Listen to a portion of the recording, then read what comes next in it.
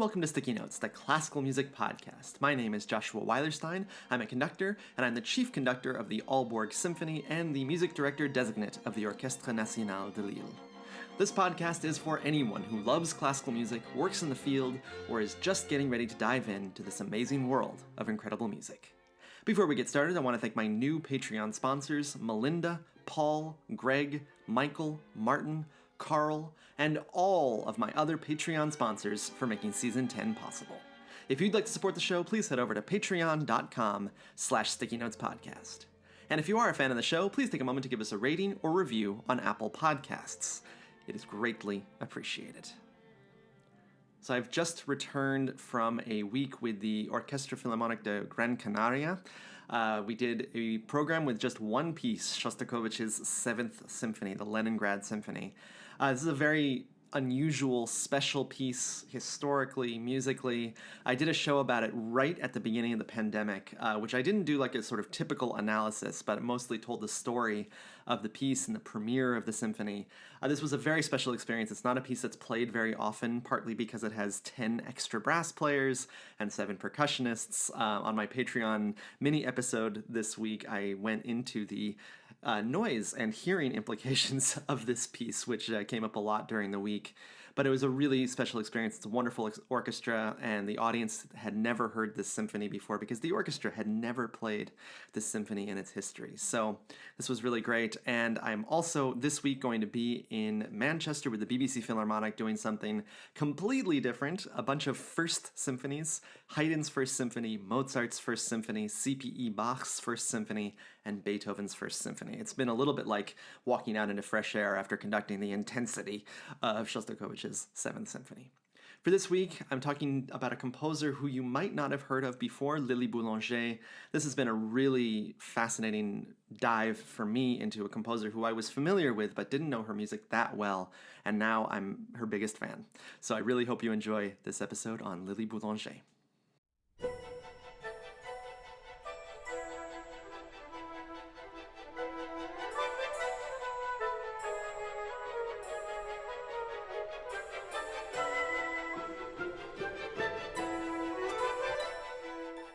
The history of classical music is littered with the stories of great composers who died at tragically young ages. The composer I've been talking about for the last 2 weeks, Franz Schubert, died at 31. Mozart died at 36, Mendelssohn at 38, Bizet at 37, Gershwin at 38, Gideon Klein at 25, Purcell at 36, and there are many others. The composer I will tell you about today is part of this sad list. Lili Boulanger, one of the most talented and promising composers of her era, died at the age of just 24, and her entire life since the age of 2 was marked by illness, weakness, and poor health. In her short life, she wrote around 24 pieces, many of which show extraordinary prowess for such a young composer. Boulanger was the first woman to win the famous Prix de Rome, a French composition prize won by past luminaries such as Berlioz, Gounod, Debussy, Faure, Massenet, and many other greats of French composition. It was also won by Boulanger's father, a story we'll get to as we go through Boulanger's life. Her music was marked by the influences of impressionism, but also by the influence of her perhaps more well-known sister, Nadia, who became a legendary composition teacher throughout the 20th century. Today I'll take you through some of the key moments in Lili Boulanger's life, and we'll also take a look at 3 of her pieces. Les Sirènes, followed by Faust Et Helene, the piece that won Boulanger the Prix de Rome, written when she was just 18. We'll finish with an orchestral piece that might be the most frequent way you would encounter Boulanger's music in the concert hall these days, D'un Matin de Printemps. Boulanger, despite her short life, is one of the most fascinating and underrated musical figures in classical music history. So if you aren't already familiar with her music, I can't wait to introduce you to her this week. All of this and more is coming right up on Sticky Notes.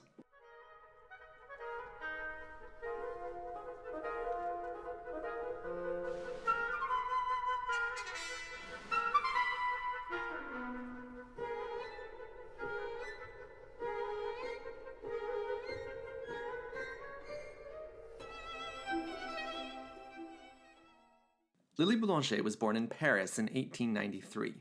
Her family was extraordinarily musical. Her father Ernest was a composer who won the Prix de Rome when he was just 20 years old for his cantata Achille. His music is almost completely forgotten today, but he was a popular composer and teacher during his life. He married one of his vocal students, Raïssa Micetsky, in 1877. Micetsky was 41 years younger than Boulanger, but the couple had two children, Nadia, born when Ernest was 72, and Lili, born when Ernest was 79.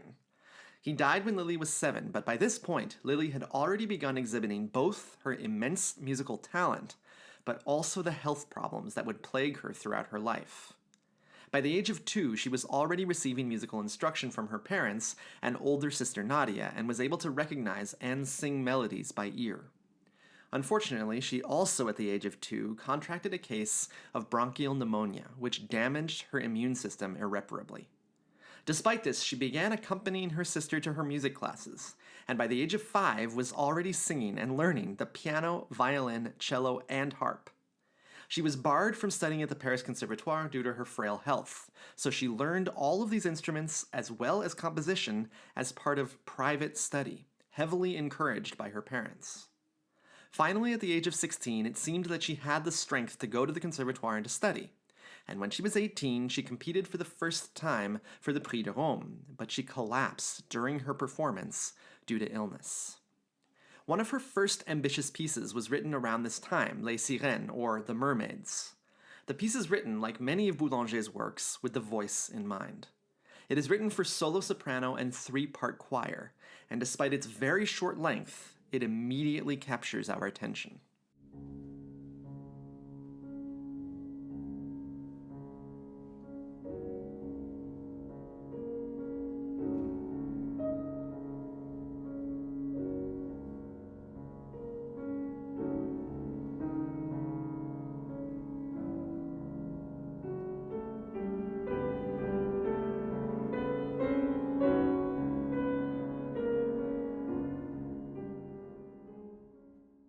You might be thinking of Debussy when you hear this, and you'd be absolutely right. The piece shares the same name as Debussy's Sirenes, and there is definitely a strong influence here, unsurprising for an 18-year-old composer just trying things out for the first time.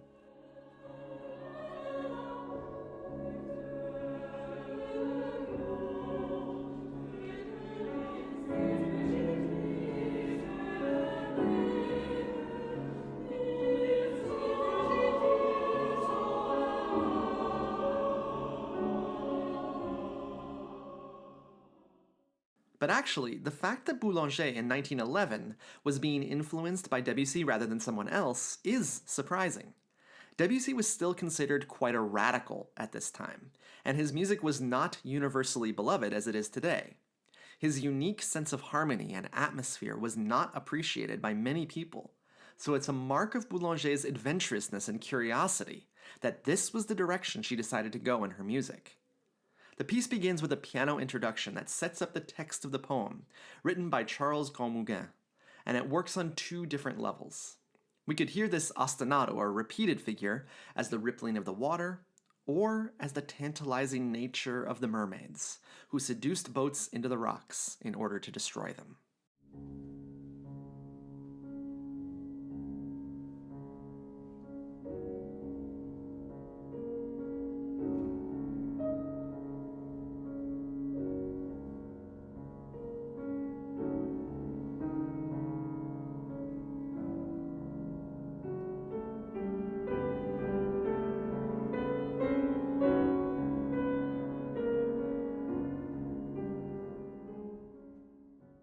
Boulanger, like Debussy, moves seamlessly from dissonance to consonance, and the music itself is like water, inexorably flowing and yet moving in and around obstacles in its way.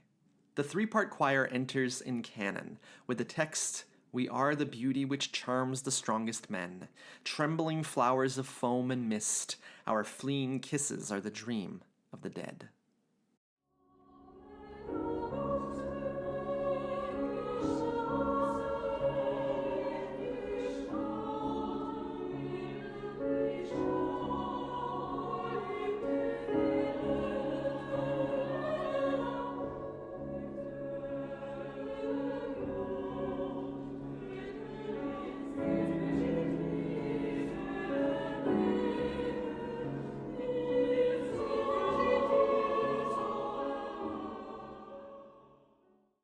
The sense of seduction and danger is present from the start. We feel as if these three voices have surrounded us. All of this is enhanced by the entrance of a wordless choir, another trick from Debussy, who are instructed to sing at a great distance from the rest of the choir. It's not easy to pull this off on a recording, but in live performance the effect is extremely eerie.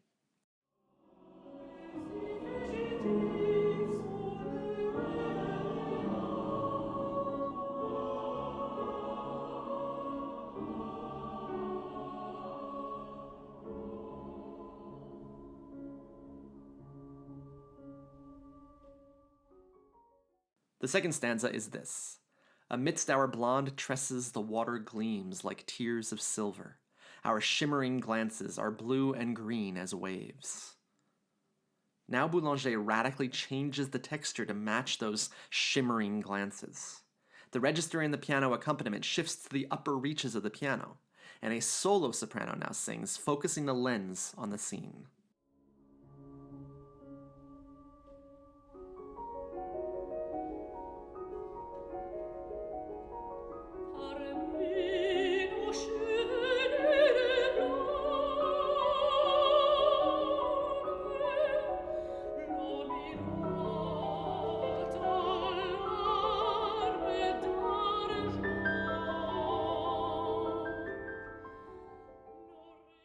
Boulanger likes to use the accompaniments to set up the texts. She sets the scene and then allows the text to settle inside of it. For the third stanza, it is, with a noise like the delicate shivers of harvests, we flutter without having wings. The magical modulation that takes place at the end of the solo soprano stanza leads us into these delicate shivers, a syncopated rhythm that flutters away back towards the middle register of the piano. The music really does feel as if it is floating, with the solo soprano taking on the vocal line as well.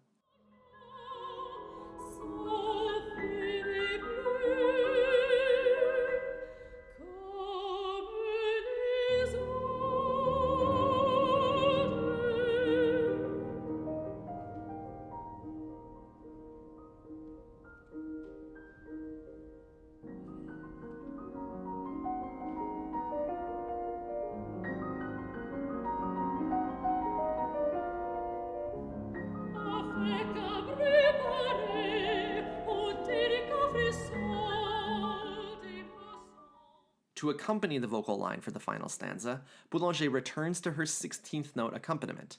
Every 2 bars, a group of 16th notes softly cascade down, like the twinkles and glimmers of water.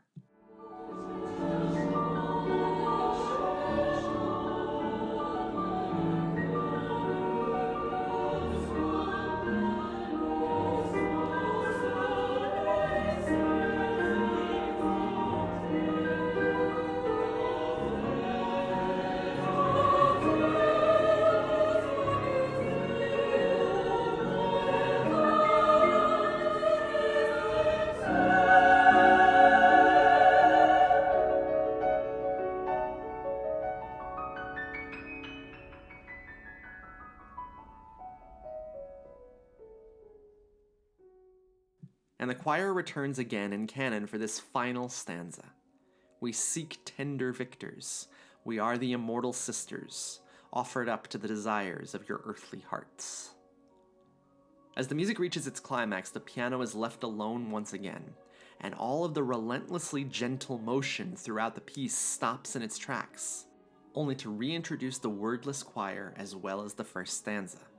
The music feels like a wonderful closed loop, something we can't escape, but we wouldn't want to anyway.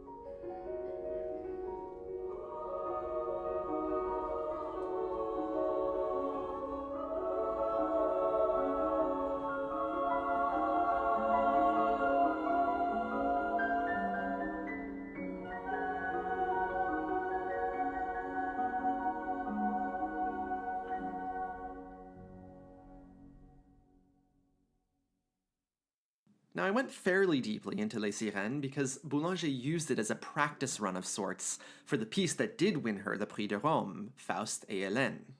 You'll hear immediately how much more sophisticated Boulanger's language is in this piece, even though it was only written 1 year after Les Sirènes. Now, the challenge that she faced for the Prix de Rome was considerable.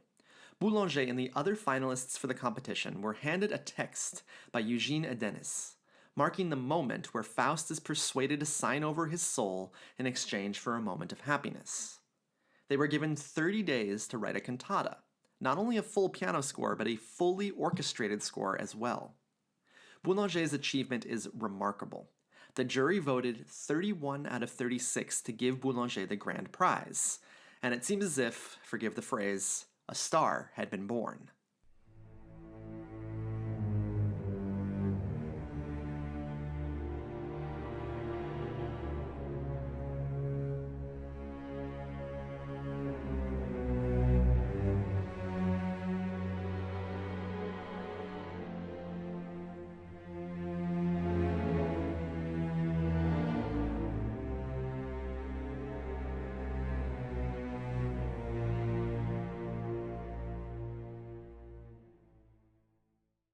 Before going into the analysis of this piece, I want to acknowledge that a big source for the biographical information in this show was from an article by Thomas Goss on the Orchestration Online website. This was an invaluable resource for me in learning more and more about Lili Boulanger. Now, in terms of this piece, Faust Et Helene, the naturalness of the orchestration is what strikes me first with Boulanger's music. Despite the fact that there are clear rules for orchestration, it's not an easy task, and the best orchestration is the kind that you either don't notice at all, or is so brilliant that you marvel at it. Boulanger manages to do both. For the opening, Boulanger creates a kind of French Wagnerian sound, full, warm, imposing, but not overwrought or melodramatic.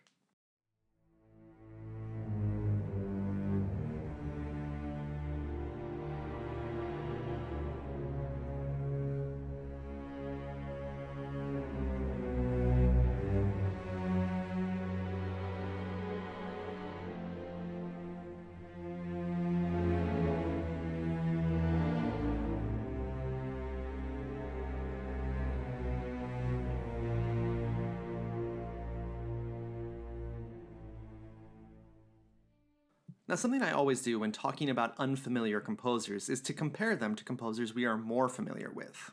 When I do this, I'm not criticizing the unfamiliar composer or saying that they are derivative.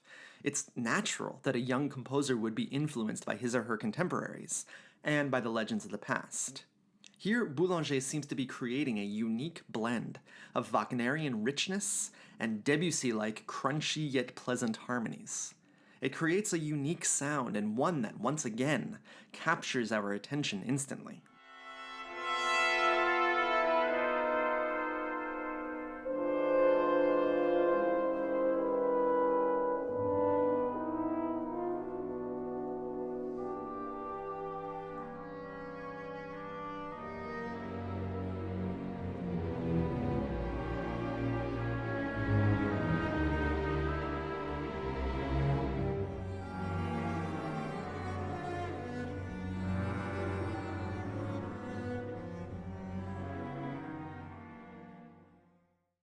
One fascinating touch in Boulanger's music is her performance instructions, which are quite detailed and they're full of confidence. For the first entrance of Mephistopheles, Boulanger tells the singer to sing like a sacred song, calm and mysterious. Give the words lots of importance, but without pushing the voice. This kind of golden instruction allows the singer playing the dark character of Mephistopheles to play a kind of version of Schubert's Erlkönig, floating over the magical texture with veiled threats disguised as sweetness.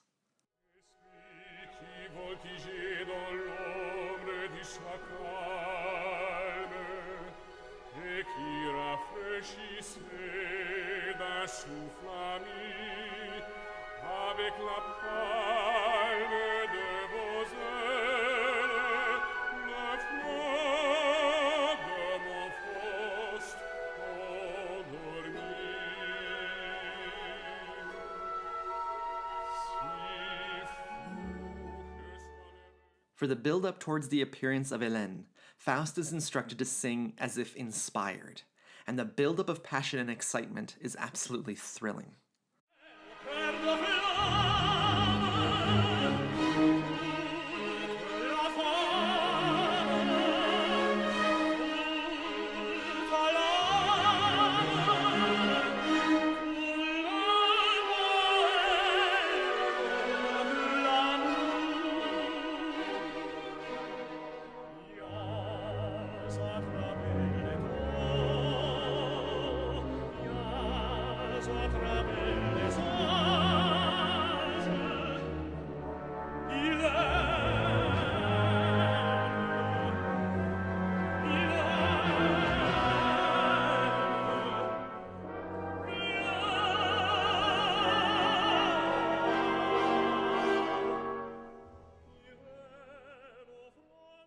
But instead of going over the top of the hill, Boulanger pulls back.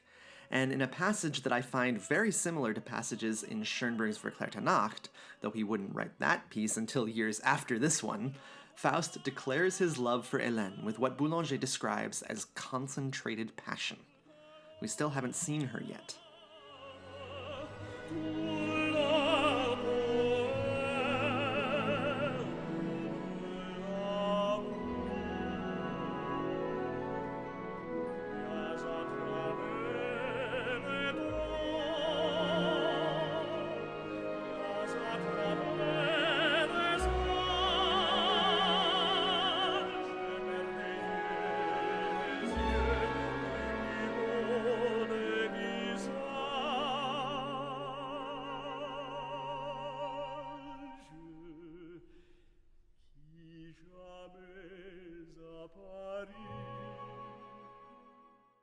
But if you know the story of Faust and Helene of Troy, you know that Helene has been summoned across time and space and has been brought back to life against her will. And Boulanger instructs the singer to sing in a strange voice, as if muffled. And Boulanger also puts the singer almost in unison with the orchestra. After the luminous beauty that came before, this music is labored, uncomfortable, and unsettled, just as Helene herself is.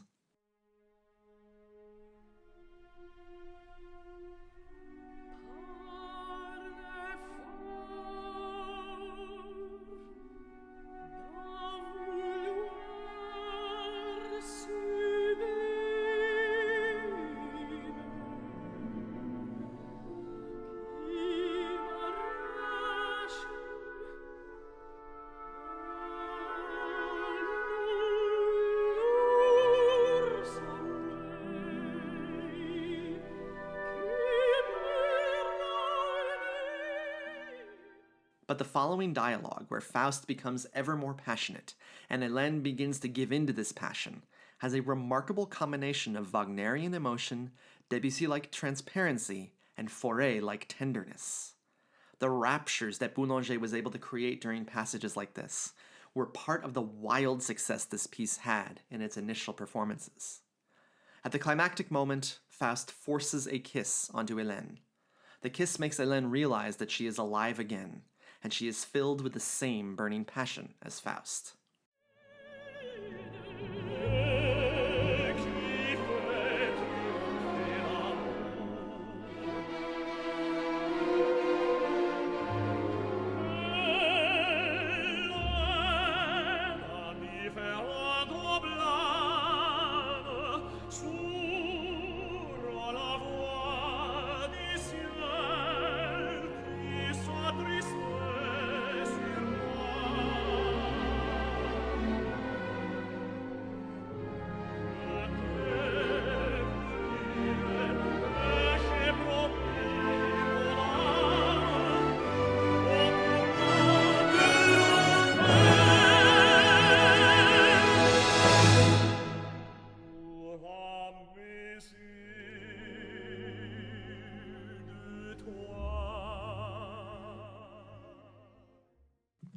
This music is proudly sensual, full of passion, and also full of emotional abandon. As in earlier in the piece, the music is full of instructions for the emotions the singers should evoke with the text. Some performers find this much instruction distracting and limiting, But to me, it is all about the 18-year-old Boulanger's almost desperate desire to bring out every aspect of this text.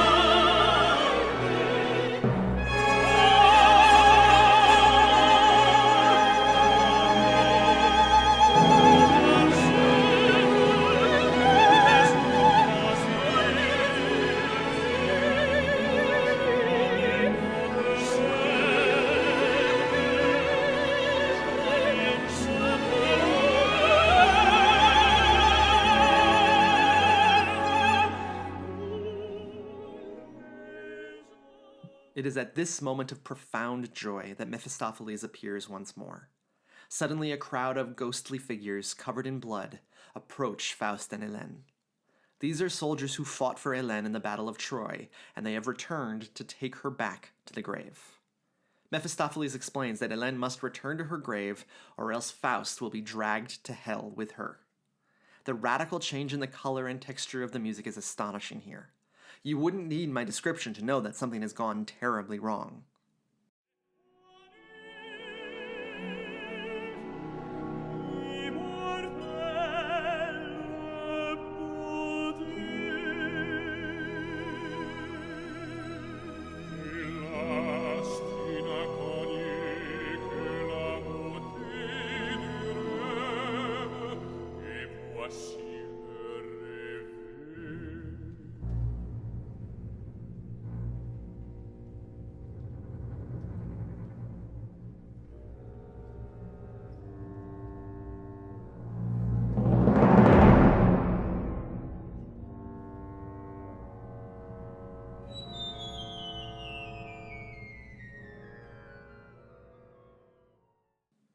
Boulanger uses typical military motives to portray the soldiers, and the music becomes ever more threatening. But in a magical moment, Boulanger changes the key to F-sharp major, a key of extreme brightness, and Faust and Helene embrace once more, now in a state of extreme terror that they will lose each other so soon after coming together.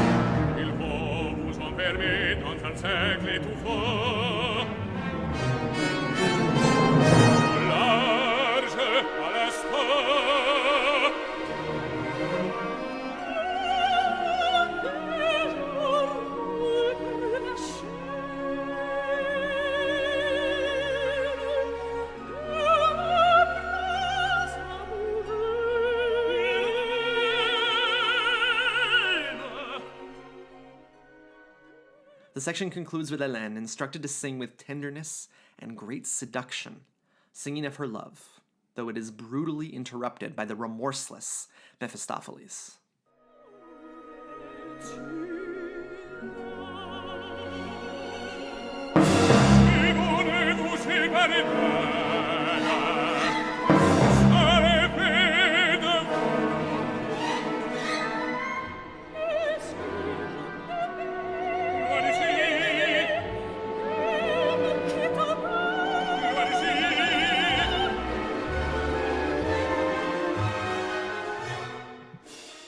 The music becomes ever more panicked, as Boulanger introduces a rare moment of an ostinato or repeated rhythm. Pulsating triplets course underneath the three singers. Mephistopheles remorseless, as I said, Faust furious, and Helene panicking. Faust loses sight of Helene and can no longer hear her voice. This music is relentless, full of a kind of Wagnerian passion that at the same time reminds me of the moments of extreme tension in Schoenberg's Verklärte Nacht.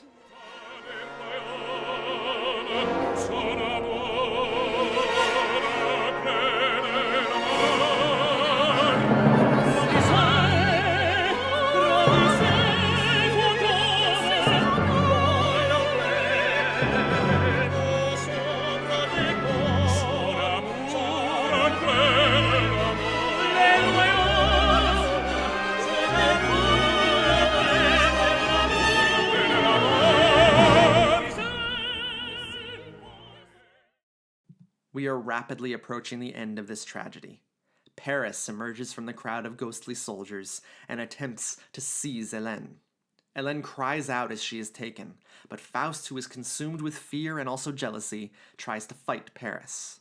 This surge of energy is unbelievably physically evocative. We can almost see Faust rush at Paris. Boulanger's use of percussion adds to the terror. Like all great composers, she is judicious with her use of percussion, and when she uses them, it is extremely meaningful.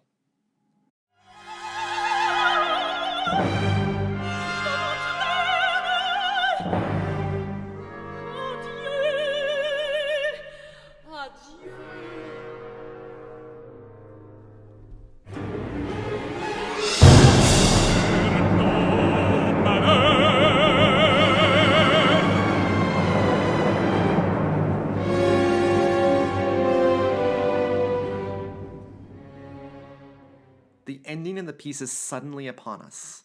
At some point, not marked in the score, Paris kills Faust.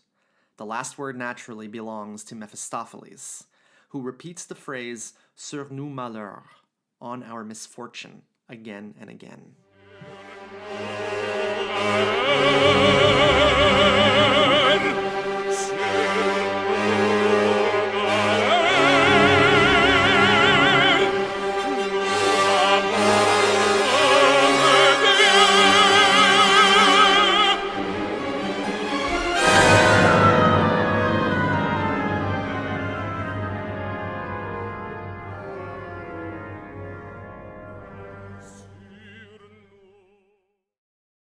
It is a statement of threat, of resignation, and of finality.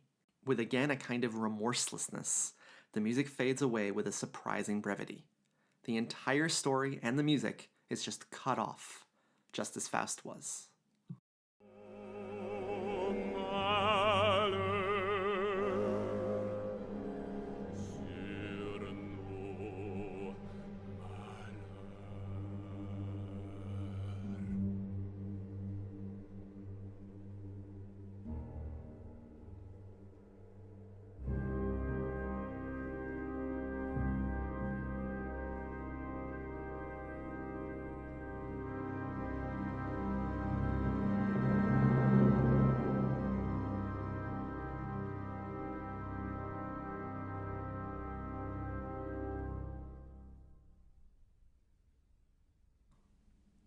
Perhaps the lack of closure at the end of the piece is part of the reason it is not played more often, because I can't think of any other reason that this is not a regularly played work.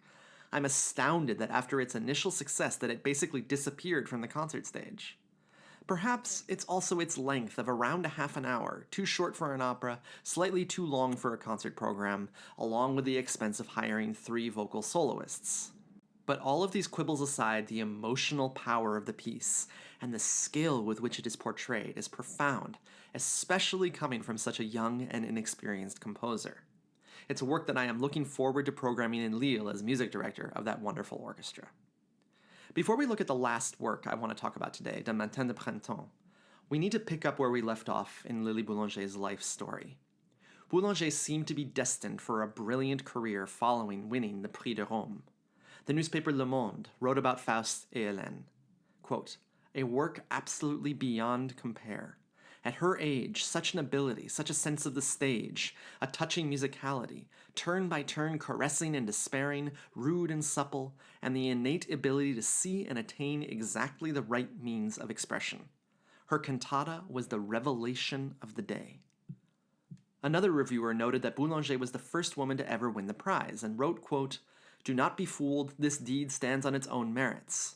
Not only did the gallantry of the judges not intervene to facilitate her victory, but it could be said that they were stricter with this young girl of 19 than with her competition. The misogyny of the jury was known, and it required all the crushing weight and indisputable authority of this woman's work to triumph over the students' homework that surrounded it. One of the perks of the Prix de Rome was the opportunity to spend time in Rome at the Villa Medici. This was an opportunity that Boulanger savored, but her health was a constant worry, and she often needed to take weeks off from traveling and/or composing in order to recover from consistent bouts with assorted illnesses, including a case of the measles which almost killed her. Then as World War I broke out, Lili and her sister Nadia formed the awkwardly named but very important Comité Franco-Américain du Conservatoire National de Musique et de Déclamation in order to support musicians fighting in the war. Lili was forced to return to Paris, both due to her ill health, but also due to World War I.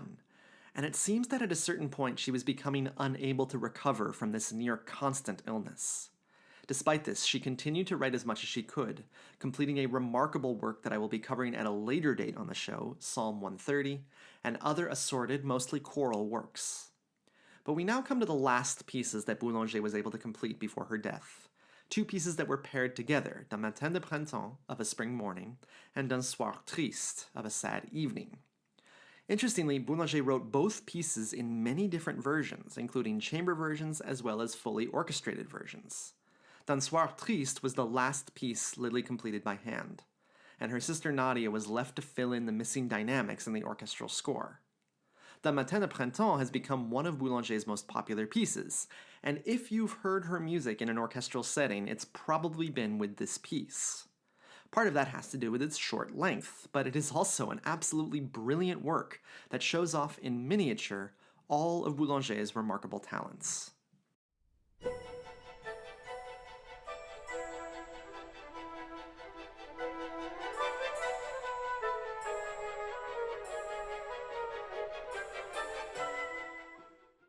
Right from the start, Boulanger's creativity is on display. The opening is clearly inspired by the obsession French musicians and artists had with East Asian music and art during this period. But Boulanger throws in a twist. The theme, played by the flute, is not in the typical register of the flute. Instead, while the rest of the orchestra plays quite high up, the flute penetrates through that texture, with music that is quite low in its register. Immediately, this sound is arresting, full of brilliance and also intention.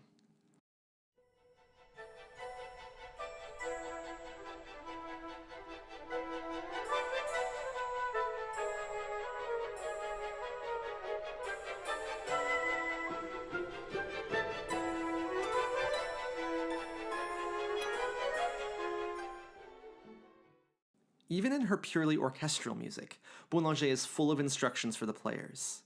This theme, a development of the opening, is marked to be played happily and lightly. Slowly the register has risen to its, quote, normal height, but it's all the more satisfying after the unusual color of the opening.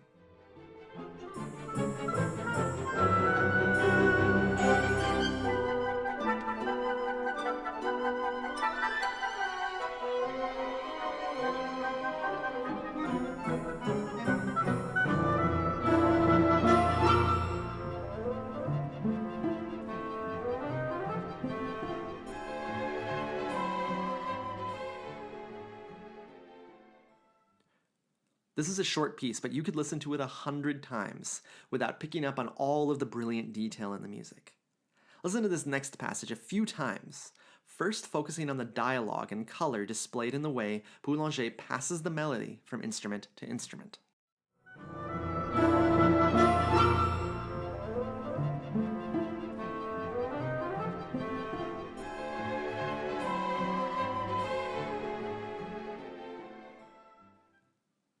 Then listen for the ostinato or repeated rhythm that has been present since the very first notes of the piece.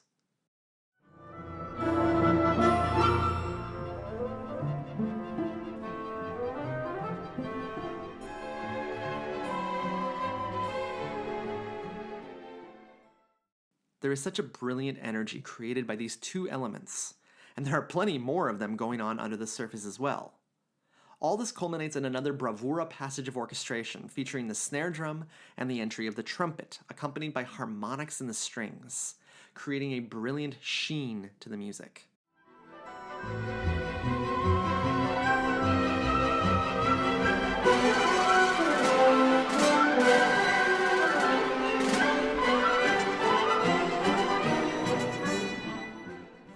Now the strings get their moment in the sun for the second section of the piece. We return back to the world of sensuality from Faust Et Helene. The music is full of passion, a radical contrast to the music we were hearing just seconds before.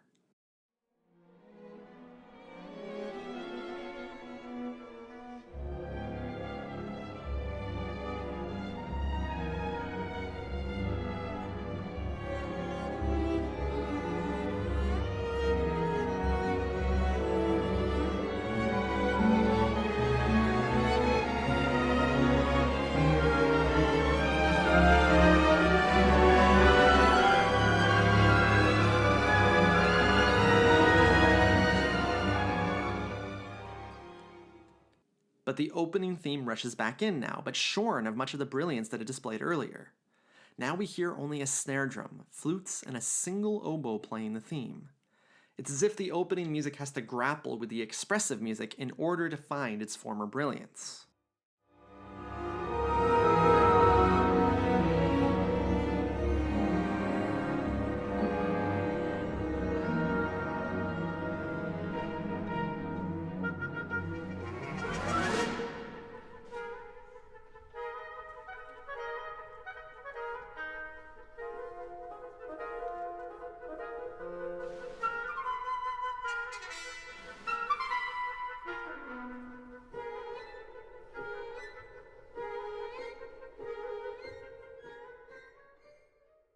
Now a solo violin emerges in music that Boulanger marks to be played with suppleness and mysteriousness.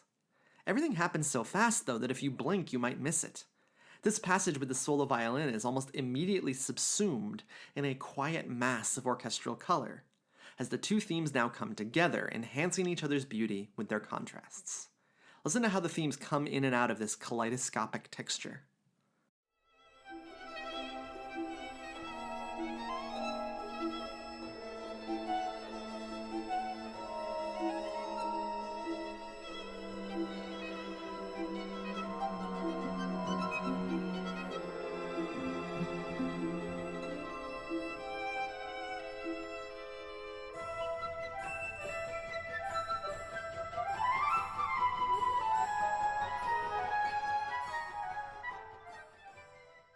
But in the end, the winner in this gentle battle for thematic supremacy will be the brilliantly exciting theme from the opening.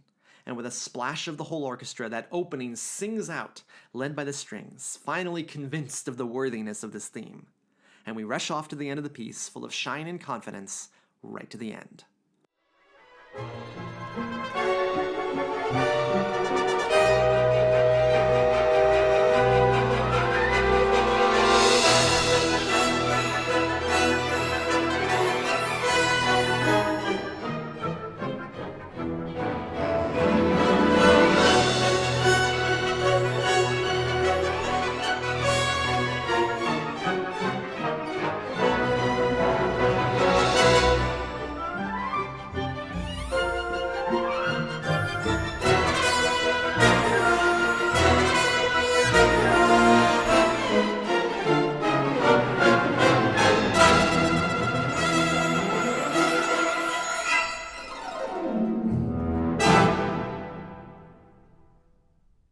What an ending, right? That's not what we expected.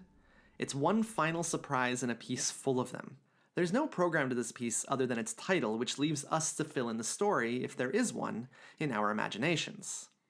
In the end, this is what I appreciate so much about Boulanger's music, that sense of imagination and exploration.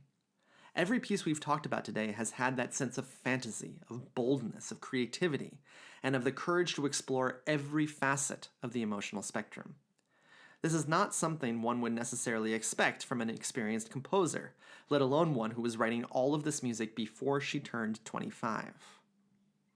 Now, sadly, though, Boulanger's health continued to deteriorate, and in 1918, one more case of tuberculosis ended her life. Boulanger dictated her last work, Pied Jésus, to her sister on her deathbed. It's beyond a tragedy that Boulanger's life was cut so short. As I mentioned earlier, she belongs to a long line of composers who died too young. With Boulanger, there has been a doubly unfair impact because her music was forgotten for so long after her death. Only with a renewed interest in female composers of the past and present have performances of her music started to happen again.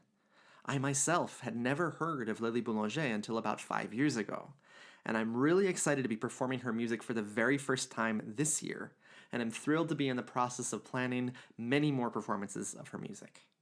Boulanger's music is a treasure trove of color, emotion, and craft, and I hope that this introduction to her music this week has been enjoyable and enlightening for you.